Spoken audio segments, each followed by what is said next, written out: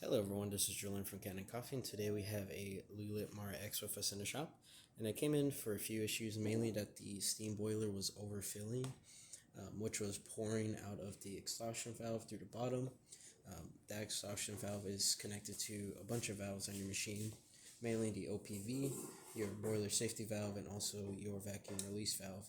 So we had the vacuum release valve leaking on us, and then also the OPV was leaking quite a lot. And so we went about and replaced or serviced both the vacuum release valve, and then also replaced that bottom seating gasket inside of the OPV, and then also recalibrated it to about 11 bars, which you see here. For to turn this on and close this, it's about 9 bars there. And they had modified this Mara X with the flow control kit that you see usually on the Biancas.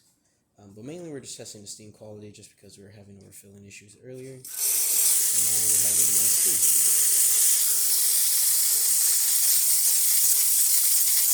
We are prioritizing coffee mode here, so the steam is a little on the lower end. But once you jump from prioritizing coffee to prioritizing steam, then you use a lot of that boiler. But for the most part, we're doing good. Turn this off now.